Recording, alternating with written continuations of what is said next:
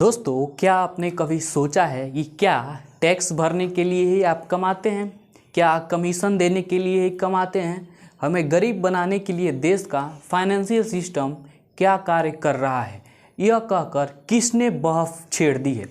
Indian financial system, देश के financial system पर एक एक्सपर्ट ने सवाल उठाए हैं और तभी से ये मुद्दा बहुत गर्म है। उनका कहना है कि सिस्टम ऐसा बनाया गया है कि हम गरीब के गरीब होते जाएं और अमीर और ज़्यादा अमीर होते जाएं। क्या भारत का फाइनेंशियल सिस्टम हमें गरीब बनाने के लिए है? दरअसल एक फाइनेंशियल एक्सपर्ट ने एक नई बहस छेड़ दी है। इनका नाम अक्षत श्रीवास्तव है।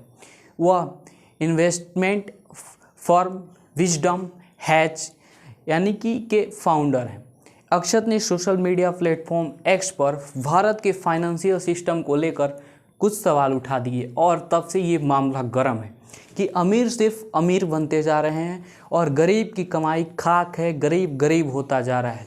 कैसे समझाई अपनी बात? अक्षत ने अपनी बात को समझाने के लिए कुछ उदाहरण भी दिए। उन्होंने कहा कि आप जो भी कमाते हैं उसका 30% तो इनकम टैक्स में चला जाता है। अगर आप इनकम टैक्स स्लैब के अंदर आते हैं तो फिर आप जो खरीदते हैं उस पर 18% GST सरकार ले लेती है और आप कुछ पैसा बचाकर इन्वेस्ट करते हैं तो उस पर भी 12% टैक्स देना पड़ता है।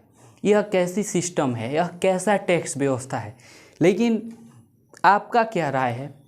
टैक्स व्यवस्था जो है वह देश को विकसित करने के लिए, देश की जो अर्थव्यवस्था है, जो इंफ्रास्ट्रक्चर है, जो सड़कें हैं और लाखों हजारों जो परियोजनाएं हैं, उसके लिए टैक्स सिस्टम बहुत ज़रूरी है। आपका क्या राय है? कमेंट बॉक्स खुला है। आप जो भी